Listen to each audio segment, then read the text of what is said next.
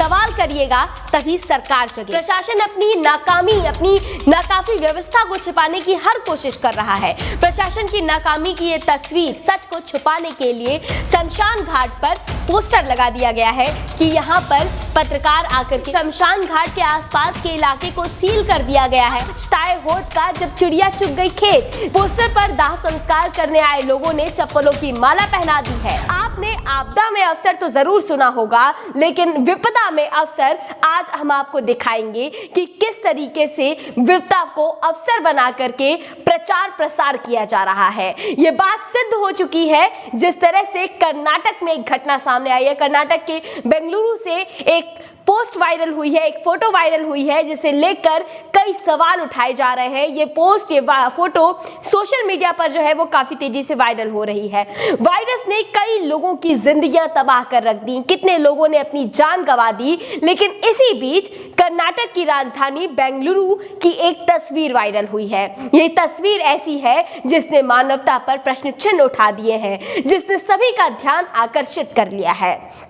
आप सोच रहे होंगे कि इस तस्वीर में ऐसा क्या है जो मैं ये सारी बातें कह रही हूँ। दरअसल शहर के एक शमशान घाट के पास स्थानीय बीजेपी नेता की ओर से एक बैनर लगाया गया। इस बैनर को लेकर शव का अंतिम संस्कार करने आए परिजन भड़क गए। वो परिजन क्यों भड़के, इसका कारण ये था कि वो परिजन ये देख करके भड़क गए कि किस तरीके से मौतों पर राजनीति की जा रही है। दरअसल इस होर्डिंग में, उस बैनर में ये दावा किया गया था, अंतिम संस्कार करने जो लोग आए हैं उन्हें मुफ्त में भोजन और जलपान की व्यवस्था की गई है। अब जरा आप समझिए कि जिस व्यक्ति के परिवार का कोई सदस्य मरा है, अगर वो वहां शमशान में उसका दाह संस्कार करने आता है और उसके लिए जलपान और भोजन की व्यवस्था की जाती है, तो क्या ये किसी प्रचार प्रसार का विषय है? इतना तो हम किसी इंसान के लिए इंसानियत में कर देते हैं। यदि किसी व्यक्ति के घर कोई विपदा पड़ी है तो उसके लिए हम भोजन और पानी की व्यवस्था अगर करते हैं, तो क्या इसका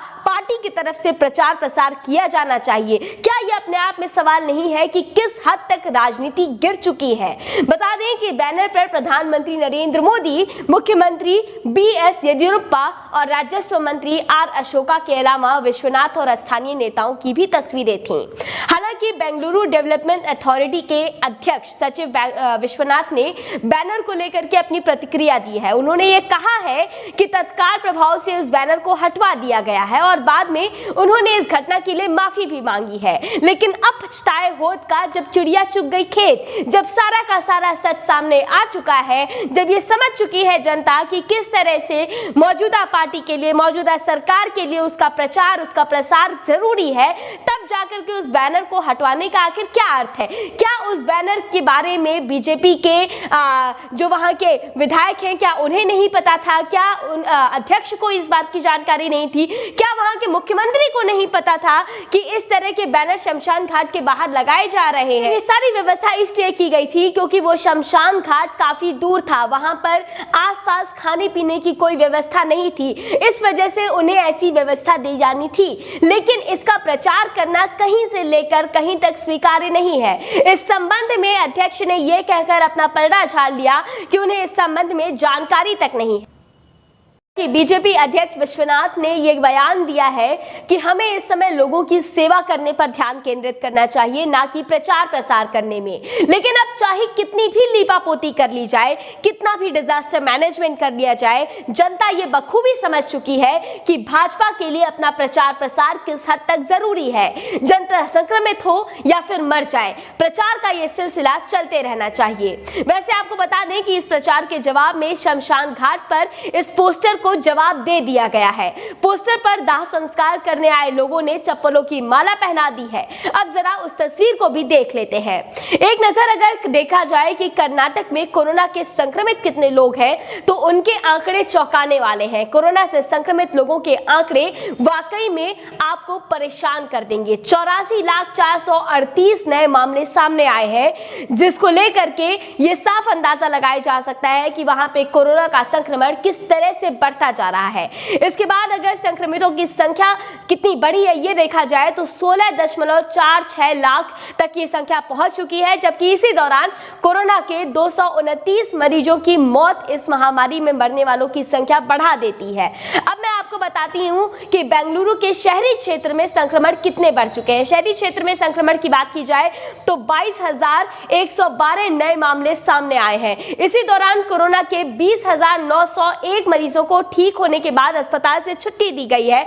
लेकिन अगर देखा जाए तो 16,303 मामलों की पुष्टि अभी रिसेंटली हुई है। आप समझ सकते हैं कि किस तरह से ये मामले लगातार बढ़ते जा रहे हैं, संक्रमण किस तरीके से फैल रहा है। जब हम इस महामारी में इस राज्य में 16,250 लोग अपनी जान गंवा चुके हैं, ऐसे में ये समझने के बजाय कि इलाज अस्पतालों में किस तरह से हो रहा है, इलाज वाकई में लोगों को मिल रहा है कि नहीं, लोगों को ऑक्सीजन की कमी तो नहीं हो रही है, क्या लोगों के अंदर अभी पॉजिटिविटी थोड़ी बहुत है या फिर वो लोग अभी भी परेशान है, निगेटिविटी उनके अंदर, क्योंकि जिस तरह से आसपास हम देख रहे हैं कि मौतों के आंकड़े बढ़ते जा रहे हैं, जाहिर तौर से इंसान के अंदर एक निगेटिविटी आती है। तो कहीं ना कहीं सरकार को, प्रशासन को ये भी समझने की जरूरत है कि लोगों को पैनिक अटैक्स ना पड़े, और इसलिए जरूरी है कि वो हर समय जो जनता है उसका साथ दे। लेकिन इस सब के बजाय ये प्रचार प्रसार किया जा रहा है कि जो लोग दाह संस्कार करने आए हैं उनके लिए जलपान की व्यवस्था की जा रही है। शमशान, चिता और मौत की राजनीति का ये उदाहरण पहला नहीं है।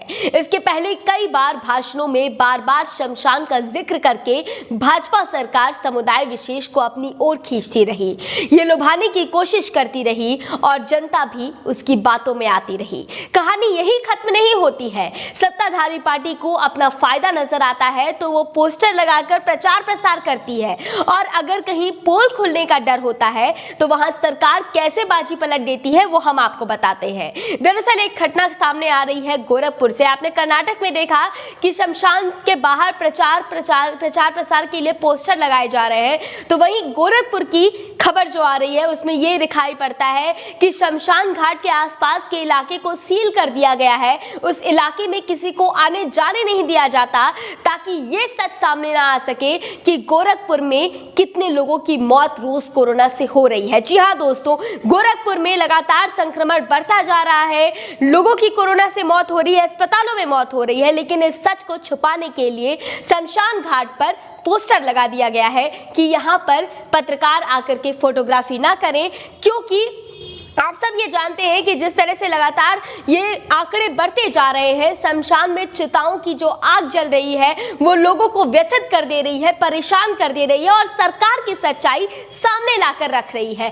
इस बात से सरकार परेशान है। उत्तर प्रदेश सरकार की बात करिए, केंद्र सरकार की बात करिए या अन्य राज्य सरकारों की बात करिए, आप दिल्ली की बात करिए या महाराष्ट्र की, हर जगह का हाल लगभग ऐसा ही है। लेकिन दुविधा की बात यह है कि इन सरकारों को अपनी नाकामी एक्सेप्ट करनी चाहिए, स्वीकार करनी चाहिए और ये मानना चाहिए कि कहीं ना कहीं उनकी एक गलती रही है कि इलाज की जो व्यवस्था है वो अच्छी नहीं है, अस्पतालों के जो हालात है वो अच्छे नहीं है, और कोरोना का संक्रमण एक साल बाद भी, इस महामारी के आए 1 साल हो चुका है, 1 साल बाद भी जस का तस बना हुआ है। हालात बिल्कुल वैसे ही है, बल्कि ये कहेंगे कि इससे और ज्यादा बदतर है। जो मरने वालों की संख्या है वो दिन पर दिन बढ़ती जा रही है, लेकिन सरकार है कि ये बताने के बजाय कि किस तरह से लोग अपने आप को सुरक्षित रखें, किस तरह से लोग अपने आप में आइसोलेटेड रहें, सरकार ये बता रही है कि भाई संक्रमण खत्म हो रहा है, हमने संक्रमण को खत्म कर दिया है, हमने संक्रमितों की संख्या घटा दी है,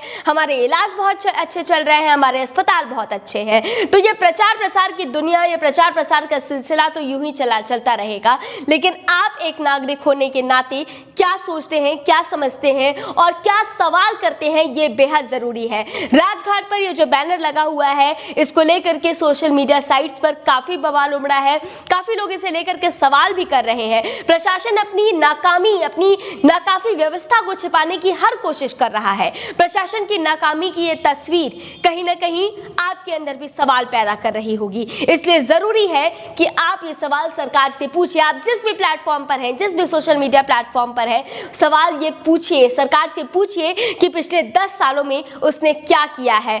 मैं आपसे ये कहना चाहती हूँ कि अगर आप वोट देते हैं, आप नागरिक हैं इस देश के, तो ये आपकी जिम्मेदारी भी है, आपका अधिकार भी है कि आप सरकार से सवाल करें और अपने अधिकारों के बारे में भी उससे जानने की कोशिश करें। लगातार इस तरह की जो खबरें आ रही हैं वो वाकई में परेशान कर देती हैं और सरकार जो अपनी जिम्मेदारी से मुकर रही है वो अपने आप में लोकतंत्र पर, लोकतांत्रिक व्यवस्था पर एक सवाल खड़ा करता है। तो नेशनल पिलर के साथ जुड़े रहिए, हम आप तक सच्चाई पहुंचाते रहेंगे और लगातार सवाल करते रहिए, क्योंकि सवाल करिएगा तभी सरकार जगेगी। नमस्कार।